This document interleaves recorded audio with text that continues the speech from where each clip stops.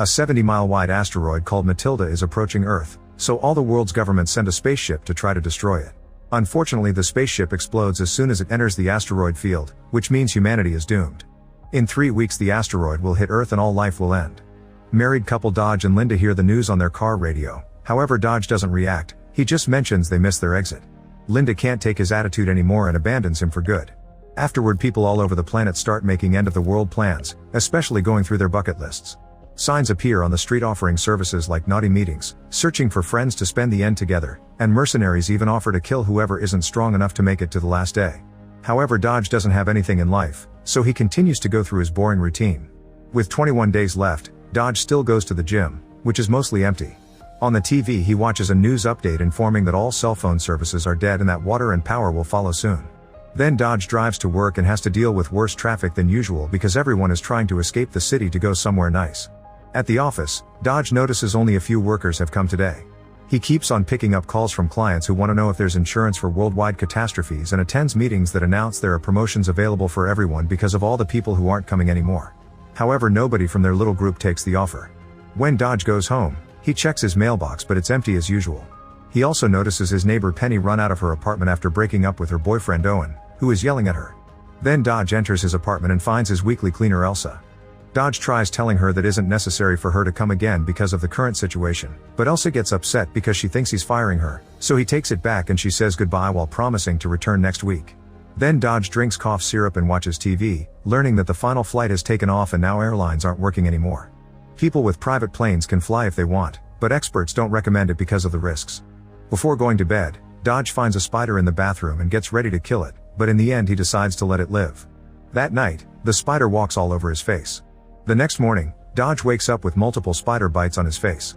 When he arrives at work, the body of a coworker who just self-deleted lands on his car, leaving him shaken. A week passes and with only 14 days left, Dodge goes to an end-of-the-world party thrown by his friend Diane. She has a teenage boy who insults his parents before leaving and they just insult him back, not caring anymore. Her husband is finally taking out his very exclusive cigarettes and promises to share one with Dodge while Diane comments that she isn't surprised that Linda left him because she was never happy with him. This leaves Dodge in shock because he honestly never noticed. Diane insists on setting Dodge up with someone because he shouldn't die alone, and when Dodge refuses, her husband points out he won't die alone because the whole world is dying together. When the party begins, Diane still introduces Dodge to Karen, who has put on all the fancy things she rarely got to wear. She tries to make conversation with him, but it's very awkward and Dodge doesn't know what to say. During dinner, people share their plans for their last days, like visiting their family or doing things from their bucket lists. Karen says she wants to spend them with someone special while making flirty faces at Dodge. After dinner is over, the party truly begins and gets so wild that people are even allowing the children to drink. Karen dances while still flirting with Dodge, who tries his best to ignore her. A friend tells Dodge that because of the incoming end, women have no standards and every man has a chance no matter how ugly they are. He reveals he was intimate with tons of women last week, and asks Dodge to team up with him to sandwich Karen, but Dodge turns him down. Soon the fireworks and illegal uppers come out and Dodge can't take it anymore, so he hides in the bathroom. When Diane comes to check on him, she shocks him by trying to kiss him. Dodge immediately turns her down and reminds her that she's married, but Diane explains nobody cares about that anymore. Tired, Dodge decides to go home early and think about his old life. While looking at a picture of his high school sweetheart Olivia, he starts to play the harmonica, only to stop when he hears a woman crying on the fire escape. Dodge checks on her and discovers it's Penny, who immediately hugs him as she cries her lungs out. She missed the last flight to the UK, and now she won't be able to be with her family during the end. Feeling bad, Dodge invites her in and shares his cough syrup, which has been mixed with vodka. In return, Penny offers some pot, which he turns down. Penny explains smoking is the only thing that helps her both sleep and wake up because she suffers from hypersomnia, which means she can sleep through everything, even the apocalypse. Then the duo watches TV together and falls asleep on the couch. The next day, Penny continues to sleep no matter how loud the TV is or if Elsa is vacuuming right next to her. Dodge pinches her nose and nothing happens, so he plays the harmonica instead. This finally wakes her up and she announces she's finally ready to go to her apartment. They go downstairs and Penny brings Dodge a pile of mail, explaining that the mailman always sent Dodge's things to her mailbox by mistake. This has been happening for years and she's been saving it all, but she never saw him around to give it to him. The only person she knew is Linda, who Penny thinks was Dodge's roommate because she always saw her very happy with a boyfriend. Dodge is shocked to realize Linda had been cheating on him, so he goes back to his apartment and furiously destroys all of Linda's belongings, feeling like a complete idiot. Then he buys a bottle of blue liquid and goes to the park, where he sees a couple of teenagers kissing and yells to scare them away before drinking until he passes out. His plan to self-delete fails and he wakes up perfectly healthy the next morning, only to find an abandoned dog tied to him and a note that says sorry. With only 12 days left, Dodge takes the dog and starts making his way home. As he walks through the city, he notices people have finally gotten violent, meaning there are fights, fires, and looting everywhere. Later at his apartment, Dodge feeds the dog and watches the news, learning that riots are happening in many areas. He also starts going through his old mail and is shocked to find a letter from Olivia from months ago. She explains she never stopped thinking about him and wanted to check on him, but she also tells him not to find her because it's too late for them. Her last line says he was the love of her life. Suddenly a brick breaks through his window and the alarms in the building go off as the riots come closer. There already are violent people in the hallway, so Dodge takes the dog, the harmonica, and the letter before going out through the fire escape. He goes to Penny's apartment and meets Owen, who assumes Penny has been cheating with him and punches the wall, breaking his hand. Dodge ignores him and goes to wake up Penny, only for Owen to immediately start arguing with her. When Dodge finally gets to mention the riots, Penny stops to grab as many records from her collection as possible. Then the trio runs out of the building and Penny volunteers to drive, but she's forgotten where she left her car. At that moment some people open fire, so Owen uses Penny as a shield to protect himself. When they finally find her car, Penny has trouble driving away because she isn't very good at parallel parking.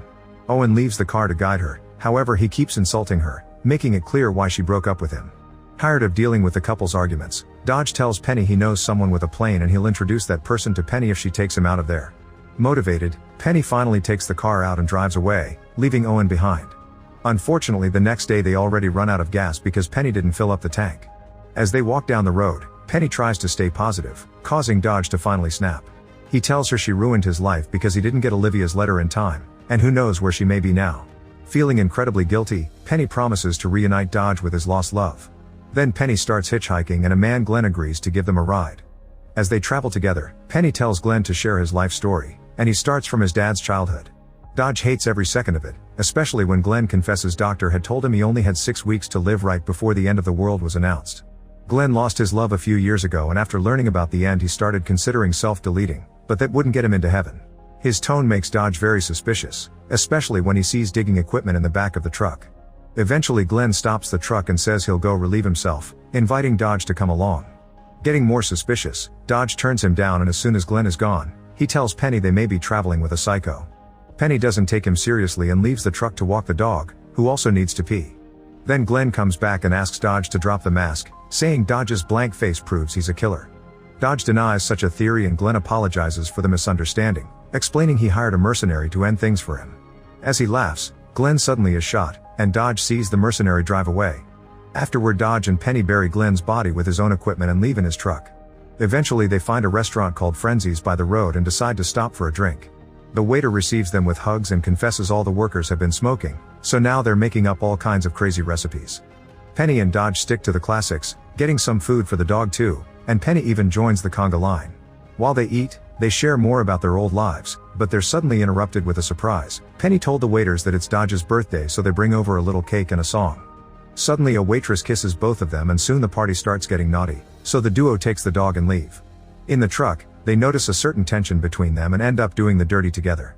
Later Dodge feels guilty because of their age difference makes him feel like he took advantage, but Penny reminds him she's an adult who made a choice.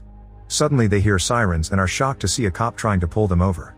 Penny wants to keep on driving because the law doesn't matter anymore, but Dodge doesn't want trouble and forces her to stop. Since she's smoking, Dodge takes her cigarette and hides it in his mouth, only to accidentally inhale some smoke. The cop comes over and lists all the things they're doing wrong, so Penny points out it's pointless. However, the cop doesn't care and arrests them anyway. In jail, the duo finds a guy who was arrested for disturbing the peace with his "the end is here" sign. Penny has a breakdown because she's failing her promise, so Dodge hugs her through the bars and explains she didn't ruin his life because he already did that to himself a long time ago. As the cigarette finally starts kicking in, Dodge admits he has no family. His mother died of a terrible illness and his father left them. Then he plays the harmonica until they fall asleep. The next morning, a new cop arrives to take on his shift and immediately releases everyone.